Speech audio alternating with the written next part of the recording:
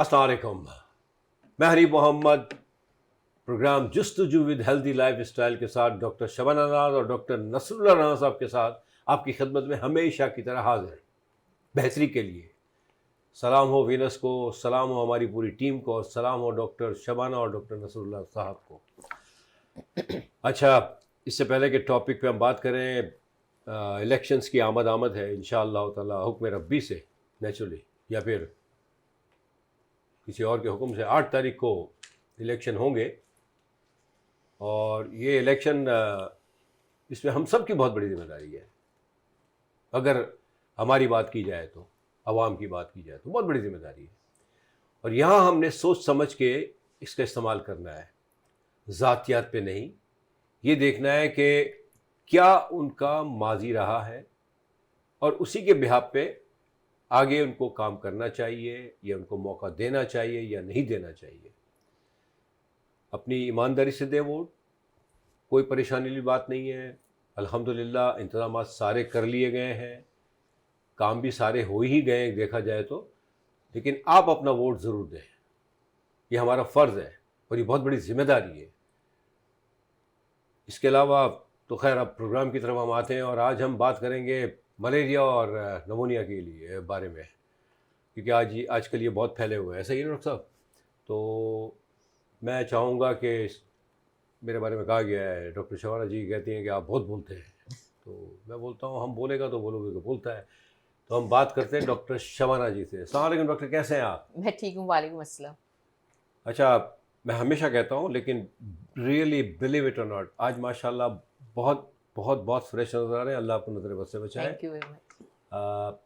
आज हम बात करेंगे आपके दिए हुए टॉपिक मलेरिया और आपके दिए हुए टॉपिक नमूनिया के बारे में। दरअसल ये मैं आपको बता दूं कि टॉपिक्स जो है ना नेचुरली यही देते हैं और उसी पे हम बात करते हैं, क्योंकि अल्हम्दुलिल्लाह ये इन रहते हैं, जो जो चीज़ें हो रही हैं उसके बारे में इनको इल्म रहता है कि आजकल क्या चीज़ ज़्यादा इन है डिज़ीज़ के तौर पे। क्योंकि अल्हम्दुलिल्लाह प्लेटफॉर्म पे भी जाते हैं डिफरेंट, वहाँ भी ये अपनी मशवरे देते हैं। तो ये इन्हीं का दिया हुआ मशवरा है कि आज हम बात करते हैं मलेरिया पे। डॉक्टर साहब, पहले तो आप सलाम दुआ कर लें। जी, अस्सलाम वालेकुम तमाम वीनस के जितने भी हमारे व्यूवर्स हैं। और हमारे टॉपिक सिलेक्शन यही होती है कि जो करंटली जो चीज़ आप लोगों को सबसे ज़्यादा प्रॉब्लम दे रही है, हम चाहते हैं कि थोड़ी सी अवेयरनेस हो जाए ताकि आप उस बीमारी को आने से पहले ही उसके लिए मेंटली प्रिपेयर हो और एसओपीज़ का ख्याल कर लें। That's great. देखिए, पहला ही मैसेज कितना ऑथेंटिक है, मकसद बेहतरी है रियली, पूरी कौम की नहीं, पूरी इंसानियत की, और फिर कौम नेचुरली। तो ये बहुत बड़ी बात है। डॉक्टर साहब भाई, ये मलेरिया तो खैर आते ही रहता है और होता ही रहता है, और जी हमारे यहाँ जो हालात हैं हमारे शहरों के, हमारे मोहल्लों के, इवन हमारे अपने, जी जी जी। क्योंकि हम खुद भी इतने गंदे हो गए, माफ़ कीजिएगा, कि मतलब समझ में नहीं आता कि अगर कचरा ऊपर से ना फेंके तो हमें मज़ा ही नहीं आता। रियली वो मुझे तो मज़ा ही नहीं आता यार, कि मतलब मैं तो कहता हूँ कचरा ही फेंकते रहो ऊपर से। क्या है, कुछ करें, अच्छा काम करें ज़िंदगी में। तो ये मलेरिया मतलब एक ज़माने से कि इसको ख़त्म होना चाहिए। कई बार ये बात हुई कि भाई ऐसे हालात क्रिएट किए जाएँ, और इस पे कई मतलब बेतहाशा पैसा भी खर्च करती है हुकूमत माशाल्लाह, इसमें जी कोई जी। दो राय नहीं है। हाँ, बिल्कुल। ये अब सही जगह खर्च होता है या नहीं होता है इसके ऊपर बात नहीं कर सकते हम। लेकिन बिल्कुल। बहरहाल एक फ़ंड बनता है जी। हुकूमत की तरफ से, हमारे बिल्कुल। टैक्सेस जो हम पे करते हैं उन्हीं में से। बिल्कुल। लेकिन कभी भी सही जगह यूज़ हुआ नहीं। हम्म। तो ये मलेरिया को आखिर हम कब रोकेंगे, और क्या मतलब रुकेगा भी या और बढ़ेगा?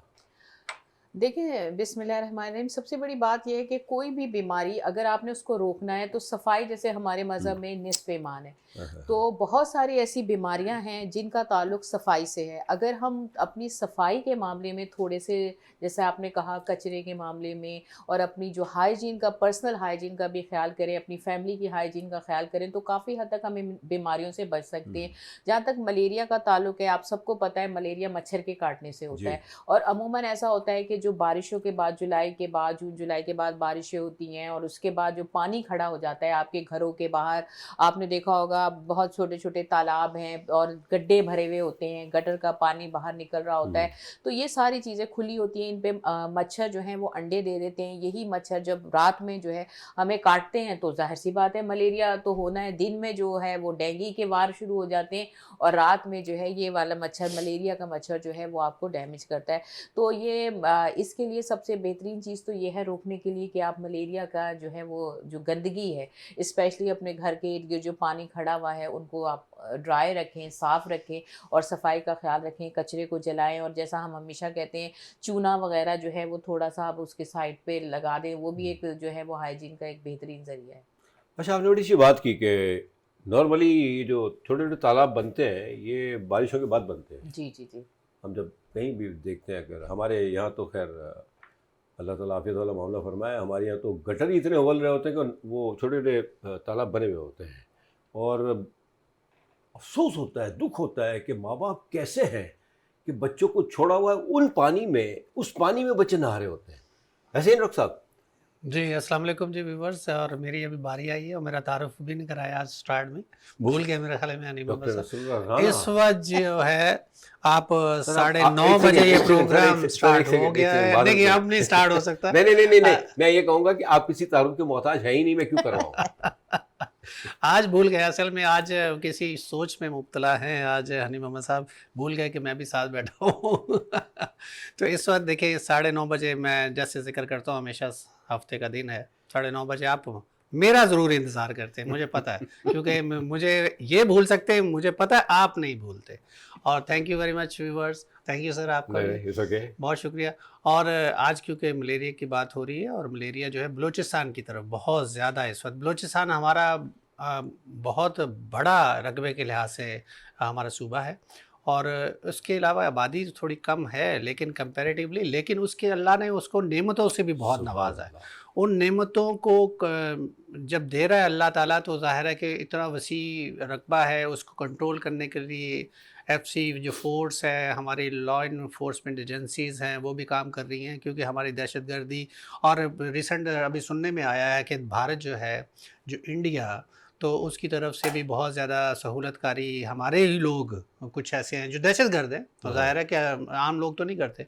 तो उन्होंने कुछ अभी पकड़े हैं उन्होंने 2 दिन पहले, तो वो भारत कर रहा था। तो बड़ा अफसोस होता है कि आप इतनी तकलीफ़ देते हो अपने पड़ोसियों को, जबकि हम हमेशा ये बात करते हैं कि आप अपने पड़ोसियों के हकूक़ हज़ूर सल्लल्लाहु अलैहि वसल्लम ने इतने बताए कि कभी कभी तो सहाबा किराम पूछने लगे कि कहीं ऐसा तो नहीं है कि उनकी जायदाद में, हमारी जायदाद में उनका भी हिस्सा हो जाए। जी बिल्कुल। तो बात यह है कि आपका पड़ोसी आपके इर्द गिर्द जो रहता है वो है, जैसे हमारे पाकिस्तान का पड़ोसी ज़ाहिर है कि इंडिया भी है, ईरान भी है, चाइना भी है और अफ़गानिस्तान भी है। लेकिन ये लोग क्या सोचते हैं, दहशतगर्दी होती है इर्द गिर्द के एरिया से, खैर बीमारियां भी वहाँ से आती हैं। अब जैसे हम मलेरिया की बात करते हैं, जी।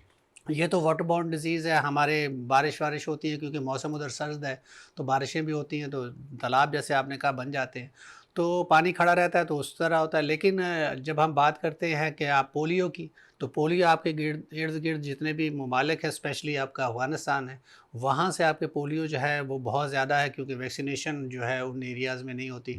उनको इस तरह का यानी लोग इस तरह का फीड करते हैं कि भाई पोलियो खुदा न खास्ता कोई इस तरह की वैक्सीनेशन है जिससे आपको नस्ल कुशी या इस तरह जी की जी आपकी जी, नहीं हो सकती। एग्जैक्टली। खैर, वो हम बात हमेशा करते रहते हैं, और पोलियो पे भी इंशाल्लाह बात करेंगे, क्योंकि अभी स्टार्ट ही में पिछले हफ्ता पहले तो वो भी एक कैंपेन चली थी। जी बिल्कुल करेंगे बात डॉक्टर साहब। मलेरिया की हम कर रहे हैं, तो मलेरिया जो है, हम क्या करते हैं कि मलेरिया से बचने के लिए अमूमन घर में कोयल जला लेते हैं, स्प्रे कर लेते हैं, तो ये नहायत ही ख़तरनाक हो सकता है उस, क्योंकि आप मलेरिया से तो बच रहे हैं, लेकिन जब आप खिड़कियां दरवाजे बंद कर देते हैं, कोयल लगा लेते हैं, तो इससे आपको चेस्ट इन्फेक्शन होने के चांसेस होते हैं। तो जब आपको चेस्ट इन्फेक्शन होगा तो आपको सांस नहीं आएगा, तो आपको फिर इम्यून सिस्टम जिनका वीक है, जो बच्चे हैं, बूढ़े हैं, जी, उनको कोई और भी बीमारी हो सकती है। ज़ाहिर है कि मलेरिया अभी आजकल आम है, और पंजाब की साइड पे अभी डॉक्टर शबाना जिक्र भी करेंगी, क्योंकि नमूनिया भी है, और सर्द मौसम में। और ये नहीं हम कह सकते,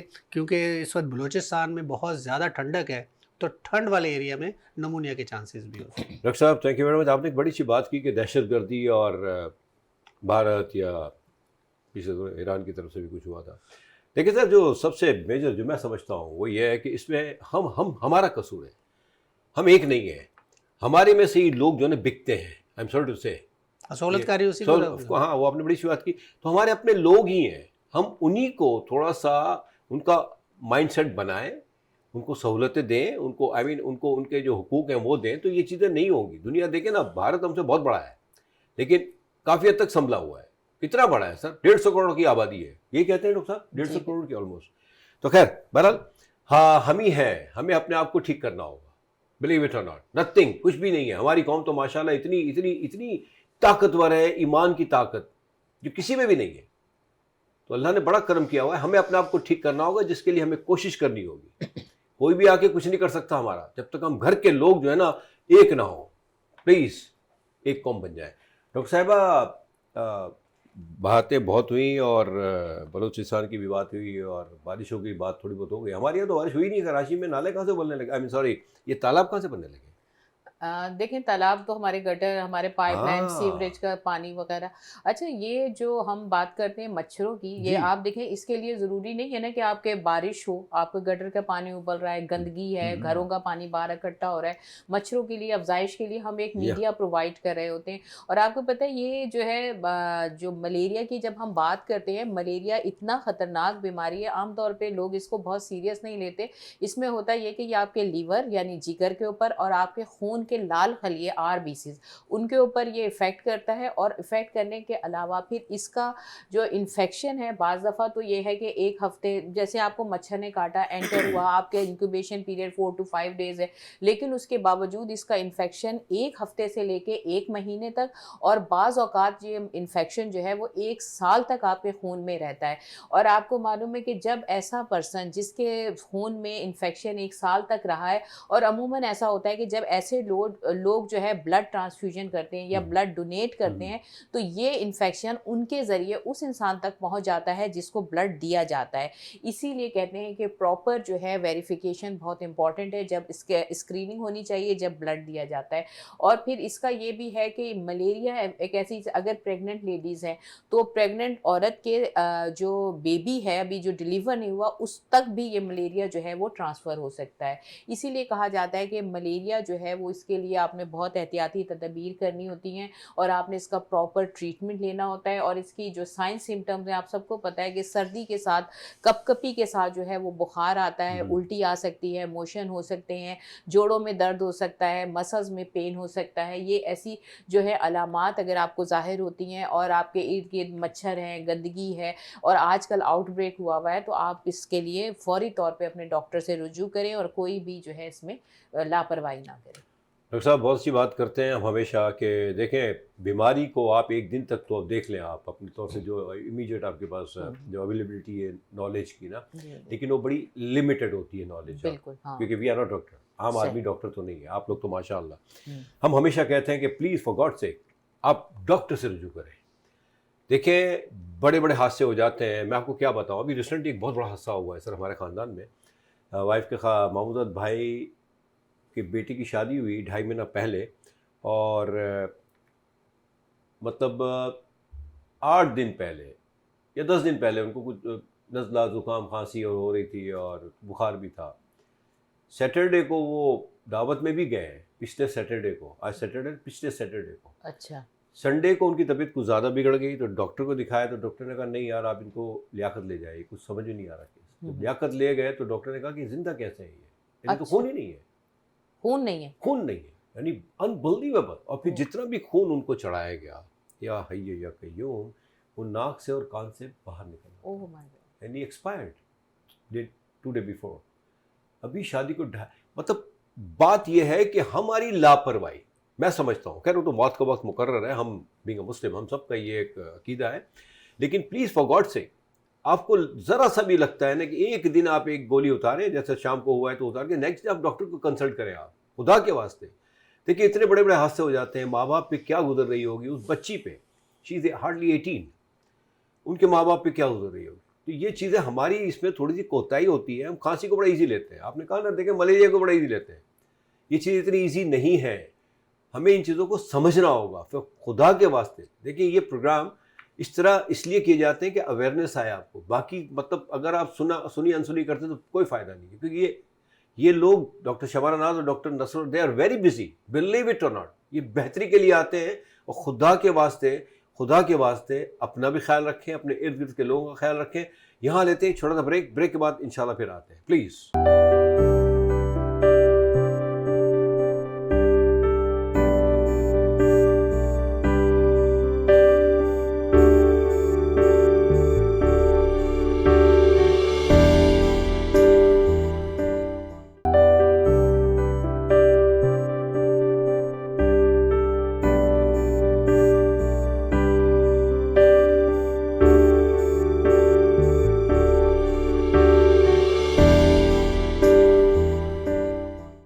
बैक बात हो रही है मलेरिया की और निमोनिया की, तो बस यही है कि please please for God sake ना ये बातें नोट किया करें और इस पे कोशिश करें अमल करने की। इंशाअल्लाह ताला बहुत बेहतरी होगी आपकी भी और आपके इर्द गिर्द के लोगों की भी और पूरी कौम की इंशाअल्लाह।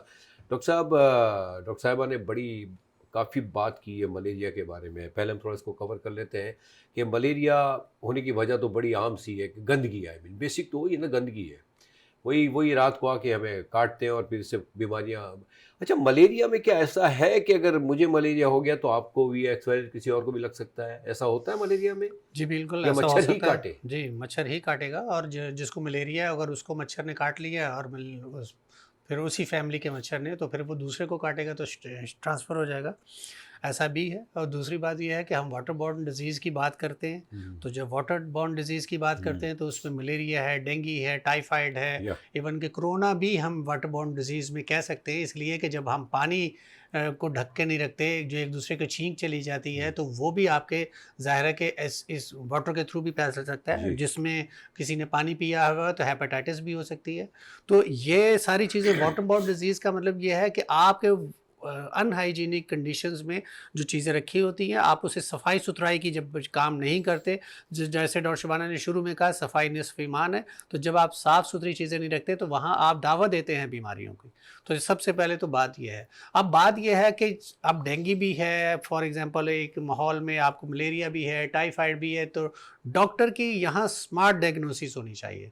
मैं अक्सर डॉक्टर से रिक्वेस्ट करता हूँ कि मैं भाई प्लीज़ आप थोड़ा सा स्मार्ट हो जाइए, क्योंकि आपको पहचानना है, मरीज़ आपके पास जब आता है तो आपको वाह पहचानना है कि इस वक्त उसको मलेरिया है, टाइफाइड है, डेंगू है। जब तक वो टेस्ट करवाता है, कभी कभी ऐसा होता है कि टेस्ट का रिजल्ट 24 घंटे के बाद आ रहा होता है। कब तो आपने उस डॉक्टर को ये ज़रूरत होती है कि पेशेंट को खुदा ना खास्ता कोई इस तरह का लाइफ थ्रेटनिंग कोई इस माहौल ना बन जाए कि खुदा ना खास्ता जान चली जाए। तो आपने उससे पहले स्मार्ट डायग्नोसिस का मतलब ये होता है कि कुछ साइन सिम्टम मिलते जुलते हैं सर के, जी बिल्कुल सर में दर्द है, वोमिट हो रहा है, दिल ख़राब हो रहा एग्जैक्टली है, फिर उसके अलावा ये है कि जिस्म में दर्द है, जोड़ दर्द कर रहे हैं। लेकिन कुछ चीज़ें ऐसी होती हैं कि फॉर एग्जांपल जैसे डॉक्टर शबाना ने कहा मलेरिया है तो सर्दी लगती है, तो 24 घंटे में अगर आपको बहुत ज़्यादा सर्दी लगती है, 2-3 लिहाफ ओढ़ने के बावजूद भी आपकी कपकपी नहीं जा रही, तो इसका मतलब हो सकता है 24 घंटे में एक दफ़ा, जी जी इसका मतलब होता है शीज़ोंट जो हैं, जो मलेरिया के जो वायरस है, वो अंदर जब जाता है ब्लड के अंदर तो वो अंडे ज़ाहिर है बनने शुरू हो जाते हैं। वो जो अंडे फटते हैं, जी जी वो शीज़ोंट जो होते हैं, वो लार्वा जैसे हम आम अल्फाज में कह सकते हैं, वो जो बनते हैं, जो फटते हैं, तो उस वक्त कपकपी होती है। तो वो 24 घंटे में एक साइकिल होता है, तो उस वक्त बहुत शदीद बुखार भी होगा। और फिर ये है कि यहाँ अब दूसरी बात ये है कि टाइफाइड में थोड़े से साइन सिम्टम डॉक्टर को देखना होता है। अब गले ख़राब की वजह से बुखार है तो भी डॉक्टर को देखना है कि या गला ख़राब की वजह, और जब वायरल इन्फेक्शन भी चल रहा होता है तो साथ में वायरल भी हो रहा होता है, अब साथ में वो भी। अब यहाँ ज़रूरत ये है कि जब आप मेडिसिन प्रिस्क्राइब करते हैं मलेरिया की, टाइफाइड की या दूसरी, तो आपको बहुत ध्यान से देनी होती है, क्योंकि मेडिसिन सबसे ज़्यादा आपके लिवर को डैमेज करती है। अगर गलत डायग्नोस हो गया तो बंदे का लिवर का सत्यानाश हो जाएगा। तो इसलिए डॉक्टर से रिक्वेस्ट है, और स्पेशली मैं पेशेंट से भी कहूँगा कि आप जैसे हनीफ साहब भी, डॉक्टर शबाना भी कहती हैं कि भाई आप जो है ना सेल्फ मेडिकेशन पे ना जाए, आप डॉक्टर के पास जाइए और किसी अथेंटिक डॉक्टर के पास जाइए। इसलिए कि जब आप अच्छे डॉक्टर को मतलब सेलेक्ट करते हैं, तो इसका मतलब आप अपने आप को जीने का एक मौका देते हैं। हाँ दैट्स ग्रेट, बिल्कुल सही कह रहे हैं और बहुत अच्छी बात की डॉक्टर साहब ने। वाह वाह वाह, एक्सीलेंट। डॉक्टर साहब जितने भी डॉक्टर्स हैं हमारे, नेचुरली अल्लाह अल्लाह का बड़ा करम है, they are very smart, they understand. लेकिन ये बहुत बड़ी बात है कि आपको डायग्नोस करना है कि सिचुएशन क्या है, और वो उसी प्रोसेस में ऐसा ना हो कि कहीं वो मामला बिगड़ जाए। और बहरहाल कोशिश तो हर डॉक्टर, वो कहते हैं ना कि कोई भी जानबूझ के अपने खाने में जहर नहीं मिलाता अनलेस एंड अनटिल कोई बहुत बड़े मामला ना हो। आजकल तो ये मामला बहुत सुनने में आ रहे हैं, कभी कोई गोली मार देता है, कोई कभी बच्चों को 3 को मार के अपने आप बीवी को मार के खुद को मार दे रहा है। ये क्या हो रहा है, ये तो साहिब इख्तियार को देखना है, और ये बड़े दुख की बात है। तो मतलब ये कि डॉक्टर्स को थोड़ा सा और स्मार्ट होना है। They are very smart, you people are very smart, no doubt, माशाअल्लाह। लेकिन प्लीज़ अगर थोड़ी सी प्रोसेसिंग तेज़ हो जाएगी ना तो बहुत सी जानें बच जाएंगी। डॉक्टर साहिबा, मलेरिया का तो एक हमने बता दिया कि ये चीज़ें हैं जिसमें मेजर गंदगी का बड़ा हिस्सा है, और जी इस पे अब हम ये क्या कहें कि यार निस्फ ईमान है, सबको पता है, हम सबको पता है, लेकिन बस दुख की बात यह है कि हम सुनी अनसुनी कर देते हैं, हमें अपने आप को सब कुछ ठीक करना है। बिल्कुल अच्छा, इसके साथ साथ नमूनिया की भी अगर थोड़ी सी बात कर ली जाए कि जी ये भी आजकल बहुत सुनने में आ रहा है, बिल्कुल तो ये अगर डॉक्टर के लिए देखिए एक ये भी थोड़ा सा रहता है, जज़ाकल्लाह सर, वाकई डॉक्टर के लिए बड़ा मुश्किल हो जाता है कि वो कैसे मतलब ये कि फील कर ले कि इनको यही बीमारी एग्जैक्टली है ना। तो ये डिफरेंशिएट करना डॉक्टर के लिए कैसा लगता है? Isn't it very difficult? जी डिफ़िकल्ट नहीं होता। डॉक्टर्स को हमें जो पढ़ाया जाता है साइन सिम्पटम्स जैसे डिफरेंट हम आपको बता रहे हैं, मलेरिया की साइन सिम्पटम्स अलग है, फ्लू मतलब थोड़ी बहुत मिलती जुलती नहीं, कुछ ऐसे बेसिक टेस्ट होते हैं जैसे सीबीसी करा लेते हैं, ईएसआर में पता चल जाता है, सीबीसी में पता चल जाता है जैसे कि अगर आपके डब्ल्यूबीसीज जो हैं, अगर डेंगी है तो डब्ल्यूबीसीज कम हो रहे हैं, प्लेटलेट्स कम हो रहे हैं, अगर आपको मलेरिया है तो उसका दूसरा रिजल्ट है। तो इस तरह से कि डॉक्टर्स को तो ये चीज़ें पता होती हैं कि अगर आपके टेस्ट कराने का मकसद ही यही होता है, बेसिक टेस्ट, कि आपको डिफ्रेंशिएट कर सके। अच्छा, जहाँ तक निमोनिया की हम जी। बात करें, निमोनिया लाइफ थ्रेटनिंग आपको पता है बहुत ज़्यादा ख़तरनाक, और ज़िंदगी जो है इसमें ख़तरे में होती है। और अब पंजाब की साइड पे आजकल निमोनिया के बहुत केसेस हैं, और ये बहुत ख़तरनाक हो जाता है जब ये 5 साल से कम उम्र बच्चे और 50 साल से ऊपर के लोगों में ये बहुत ज़्यादा डेंजरस होता है, क्योंकि उनका इम्यून सिस्टम जो है वो कमज़ोर हो जाता है। एक्चुअली ये बीमारी जो है ये डायरेक्टली आपके सांस के, जैसे इसको हम जो है रेस्पिरेटरी डिजीज़ कहा जाता है, कि इसमें ऐसा होता है कि हमारे जो ये वायरल भी है, फंगल भी है, बैक्टीरियल भी हो सकती है। ये जब हमारे लंग्स में हम जब सांस लेते हैं तो सांस के ज़रिए ये इन्फेक्शन हमारे फेफड़ों तक जाता है, और फेफड़े हमारे अल्लाह ताला ने रबड़ की तरह फैलते हैं। जब हम सांस लेते हैं तो ऑक्सीजन ऐसे फैलते हैं, और जब वापस सिकुड़ते हैं तो कार्बन डाइऑक्साइड बाहर निकलती है। ये नॉर्मल रेस्पिरेशन का जो है वो फिनोमिना है। तो अब अगर ऐसा होता है कि जब इन्फेक्शन जाता है तो ये जाके हमारी इन सांस की जो एल्वोलाई कहते हैं, ये इनको जो रबड़ की तरह होती है, इनके अंदर इन्फेक्शन कर देता है, और ये फूल जाती हैं, स्वेलिंग हो जाती है, और बड़ी मिकदार में इसमें बलगम जमा हो जाता है। जब इसमें बलगम जमा होता है, इन्फ्लेम्ड होती हैं, तो इसकी वजह से सांस लेने में तकलीफ होती है। तो शॉर्टनेस ऑफ ब्रेथ जिसे हम कहते हैं, सांस लेने में तकलीफ होना, खांसी, फीवर, इन्फेक्शन होगा तो ऑटोमेटिकली आपको बुखार भी होगा, तो जिस्म में दर्द, जोड़ों में दर्द, तो ये जो है वो इसकी ख़ास साइन सिम्टम होती हैं। और इसमें यह है कि हम अक्सर औक़ात ऐसा होता है कि इसका जो इंक्यूबेशन पीरियड है वो होता है 3 से 5 दिन। नॉर्मली अगर आप इसको फ़ौरी तौर पे देख लें तो हफ़्ते 2 हफ़्ते में आप इसको खुद ब खुद सेटल डाउन होता है डॉक्टर की हेल्प से। अगर हम इसको थोड़ा-सा इग्नोर करते हैं तो ये फिर लाइफ़ थ्रेटनिंग हो सकता है। अच्छा डॉक्टर साहबा, ये जो नमूनिया की आप बात कर रही हैं, 5 साल या 50 से अबव की बात कर रही हैं, जी, जी। तो इसका मतलब जैसे मलेरिया तो ठीक है, आपको मच्छर ने काटा, इट्स हुँ, ओके हुँ। है, लेकिन ये नमूनिया जो है ना, मतलब इसकी क्या वजूहत है? मतलब क्या कोई टाइम पीरियड होता है, कोई सीज़न होता है, कोई देखिए वेदर होता है, जी, क्या है? देखिए निमोनिया का भी यही होता है कि जो कोल्ड वेदर है, या फिर वो लोग जो कि ऑलरेडी रेस्पिरेटरी यानी जिनको सांस की, जैसे स्मोकर हैं, इम्यून सिस्टम कमज़ोर है, हाँ। डायबिटिक पेशेंट हैं, थायराइड के पेशेंट हैं, बच्चे हैं, प्रेग्नेंट लेडीज़ हैं, या फिर जो ऐसे लोग हैं जिनको कोई चेस्ट का प्रॉब्लम है ऑलरेडी, तो वो लोग जो है वो हाईली जो है वो इतने वल्नरेबल होते हैं कि फ़ौरन ये इन्फेक्शन कैरी, ये एक्चुअली वायरल भी है, मैंने बताया जैसे ये, और स्पेशली जैसे ठंड का मौसम जब होता है तो ये ज़्यादा अटैक करता है। इसीलिए कहा जाता है कि इसकी वैक्सीनेशन जो है इसके लिए बहुत ज़्यादा इम्पॉर्टेंट है। अब बच्चों में भी जो है इसकी वैक्सीनेशन दी जाती है, 4 से 5 डोज़ होते हैं बच्चों को जो दिए जाते हैं, और बड़े लोगों को जो अबव 50 हैं तो उनको 5 साल में 1 डोज़ दिया जाता है।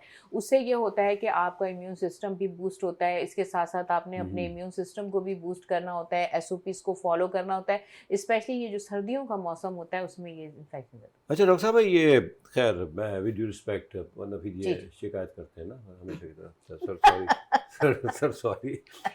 ये डॉक्टर साहिबा ने बात की कि जो 50 अबाव है वो 5 साल में एक बार तो ज़रूर लगवाएं इंजेक्शन, वो ठीक है ना।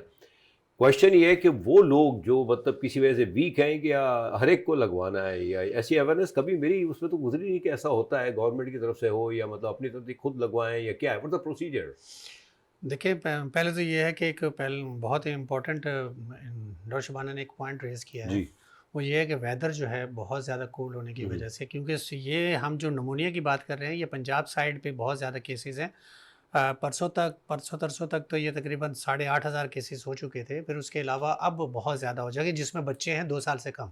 अच्छा। आज अब मसला ये है कि उसमें बहुत सारों की अब मौत भी हो रही हैं। अल्लाह ताला सबके को खैर आफियत रखे। बात यह है कि स्मोक है, आपको सांस लेने में वैसे ही प्रॉब्लम है। आप स्मोक और हम जब बात करते हैं, आप फोग दोनों मिल जाते हैं तो स्मोक हो जाता है। तो वहाँ फैक्ट्रीज़ का जब हम बात करते हैं तो पोल्यूशन है, आपकी गाड़ियों का, आप कचरा जलाने की भी बात कर रहे थे कि कचरा क्यों जलाया जाता है। तो ये सारी जो पोल्यूटेड वजह होती है, वो बच्चे फिर माएँ जो हैं उस वेदर के हिसाब से, क्योंकि ठंडा मौसम है, अब ठंडे मौसम में आपके पास गैस भी नहीं है, आपके पास चूल्हे भी जल रहे हैं, और अगर लकड़ी का इस्तेमाल करें तो उसका भी धुआं है। ओह, तो सारे के सारा जो माहौल है, क्योंकि आपके पास गैस नहीं है तो क्या करेंगे, लकड़ी जलाएंगे ना। बिल्कुल जो सही। गरीब आदमी है वो आपको सिलेंडर, आपकी और बहुत सारी जो चीज़ें हैं इलेक्ट्रिक, जो ओवन वगैरह है वो नहीं इस्तेमाल कर सकते।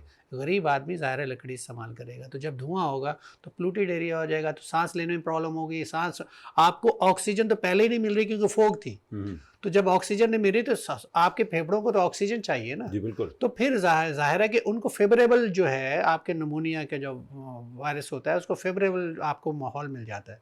तो इन्वायरमेंट जब फेवरेबल होगा तो वो ज़ाहिर है कि ग्रोथ करने का उसको मौका मिल जाता है। तो आपको बूढ़े जो लोग हैं उनको, क्योंकि हम बात करते हैं कि आपको धूप से बहुत ज़्यादा आपको विटामिन डी मिलता है, और धूप से मिलेगा तो ज़ाहिर है आपका इम्यून सिस्टम स्ट्रांग होगा। अब जब आपके पास धूप ही नहीं है, और दूसरी बात यह है कि बाहर जाएंगे तो आपको ऑक्सीजन प्रॉपर नहीं मिलेगी, तो आप वॉक कैसे करेंगे, धूप में कैसे निकलेंगे। तो फिर आपको घर में ही चहलकदमी करनी है, घर में ही आपने अपने आप को एक्सरसाइज करनी है, थोड़ा सा अपने आप को एक्टिव रखना है। लेकिन छोटे जो बच्चे हैं वो अब वॉक तो नहीं करते, वो तो धूप में नहीं जा सकते। माँओं को चाहिए कि उनकी मालिश वालिश करें, थोड़ा सा हीटअप करने की कोशिश करें, और उनको जो भी इस वक्त दूध पिला रही हैं, और कोशिश करें जिस तरह भी अवेलेबल है। हम सारे खाने तो बनते ही हैं ना घरों में, जी जी। कहीं ना कहीं तो चूल्हा जलता ही होगा ना। हम्म, तो बच्चों को जो चीज़ें दे रहे हैं आप, वो ठंडी ना दें। हाँ very good, that's a point. दूध जो है आप ठंडा ना दें। और बच्चे अगर दूध पिला रहे, क्योंकि ये कम उम्र के बच्चों को बहुत ज़्यादा होता है, इसका मतलब ये हुआ कि अगर बच्चे दूध पी रहे हैं तो उनको कंधे से लगा के डकार दिलाइए ना। तो जब कंधे अगर डकार दिला देंगे तो उनको चेस्ट इन्फेक्शन नहीं होगा, गला ख़राब नहीं होगा। जब चेस्ट इन्फेक्शन होगा तो वही एग्रीवेट करता है, आगे जाके निमोनिया की शक्ल इख्तियार कर लेता है। तो आप स्टेज में शुरू में ही, और जो हम हमेशा बात करते हैं कि छोटे बच्चे हैं, माँओं को चाहिए, और ये प्रॉब्लम ज़्यादातर उन माँओं के साथ होता है जिनकी अभी क्योंकि एक्सपीरियंस नहीं होता। जी। बच्चे अभी एक आध होता है बच्चा, एक दो होते बच्चे, तो वो क्या है कि उनको पता ही नहीं है कि इनको स्टीम देनी है, किस तरह करनी है, भाप देनी है। तो जब बच्चे शाम के वक्त, जब क्योंकि कोल्ड वेदर है, ठंडा मौसम है, तो आप बच्चों को कम से कम भाप दे के सुलाएं और ढक के सोएं।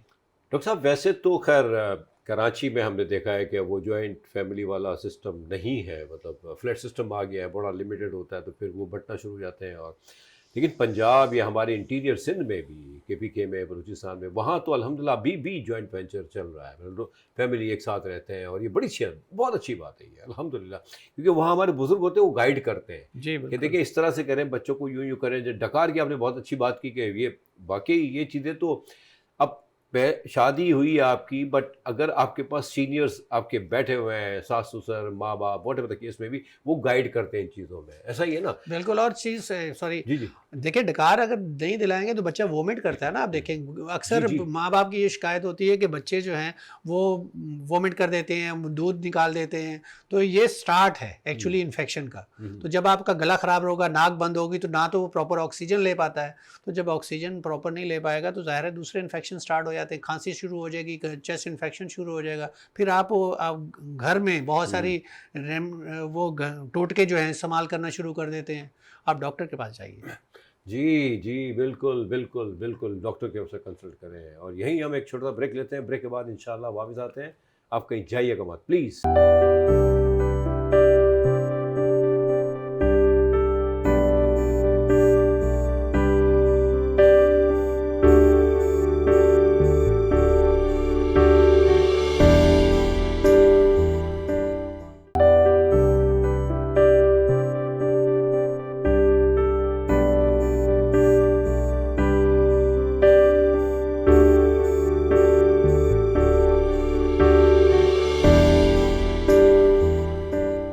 Welcome back.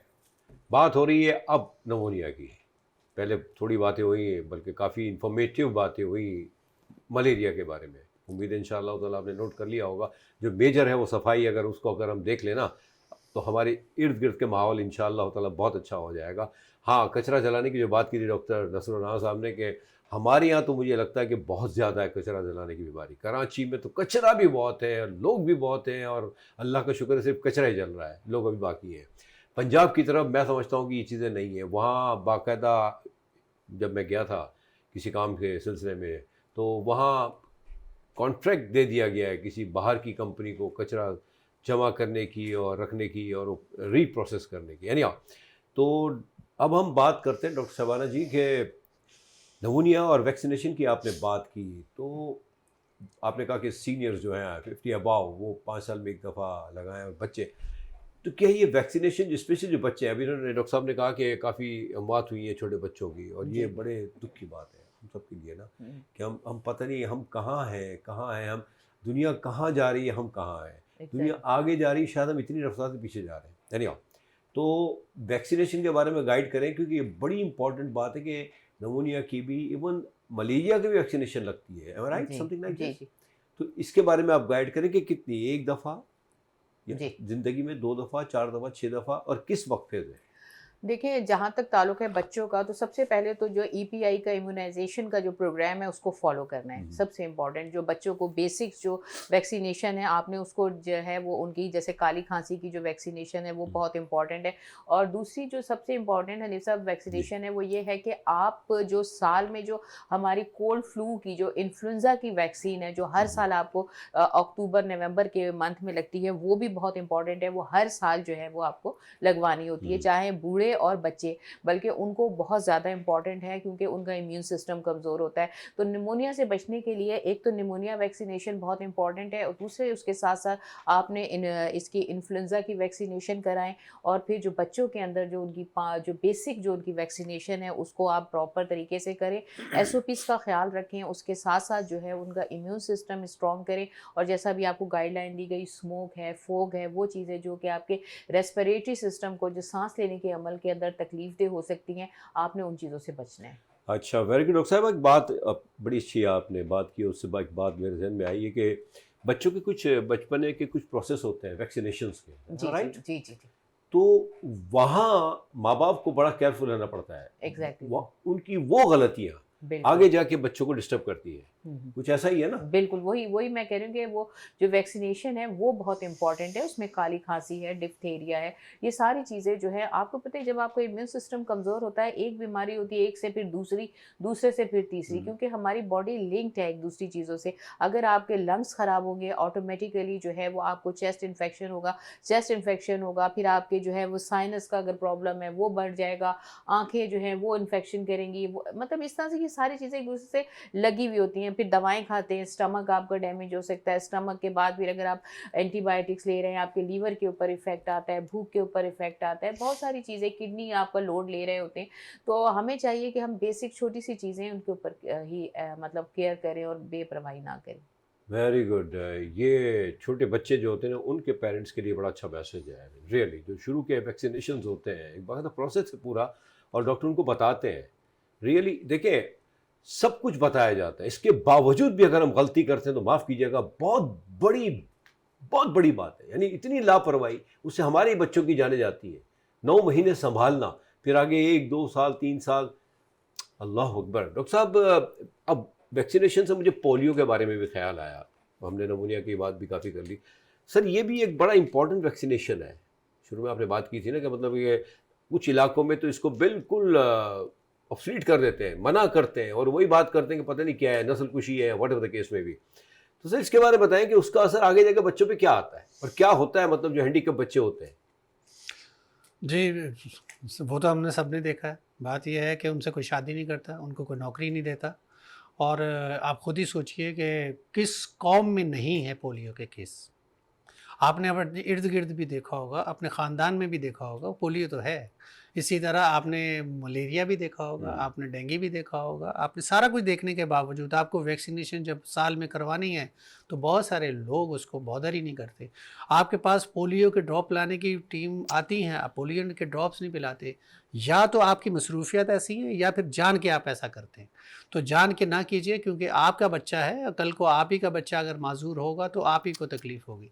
बात ये थी कि आजकल क्योंकि मौसम क्या है, बाहर का मौसम आने वाला है, पोलन है।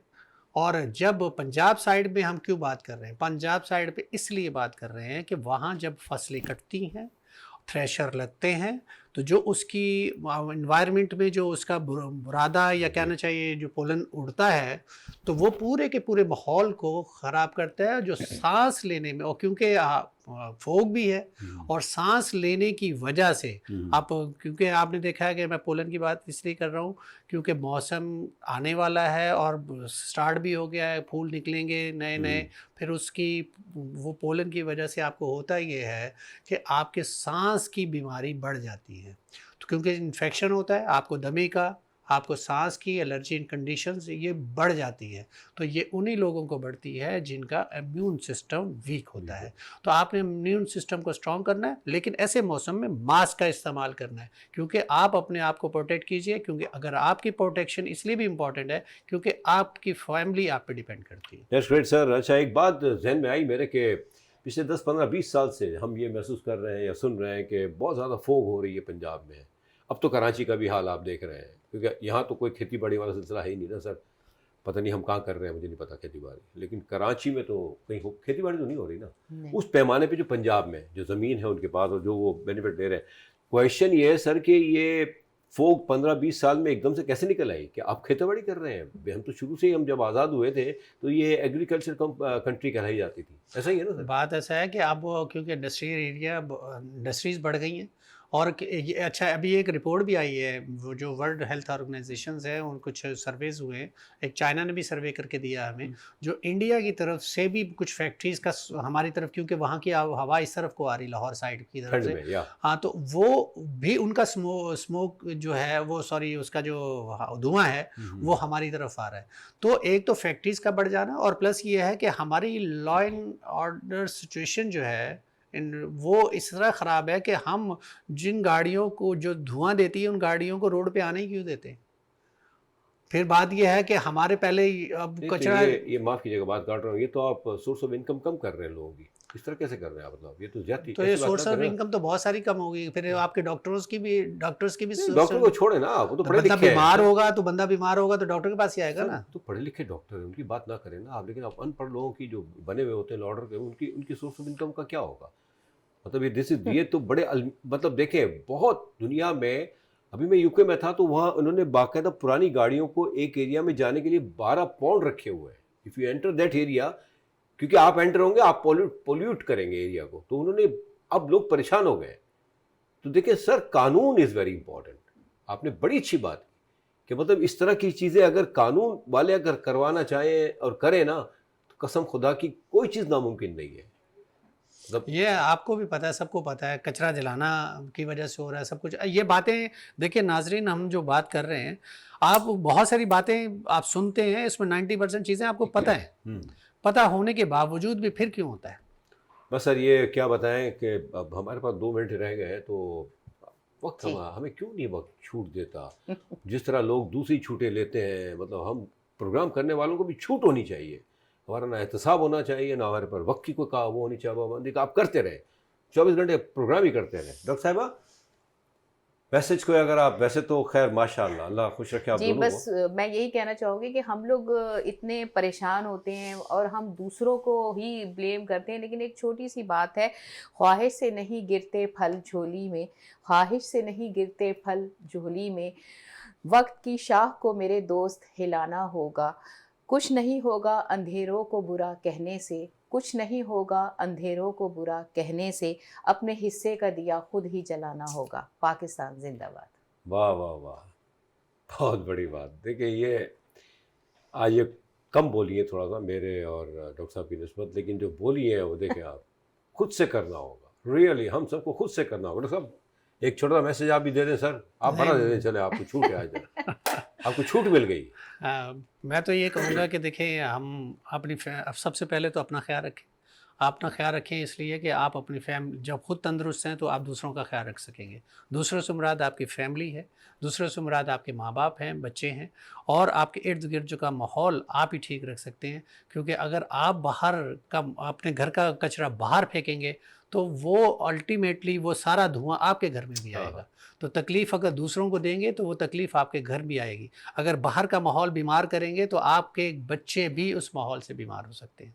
तो अपने आप को बचाइए, इस पाकिस्तान को बचाइए। That's great.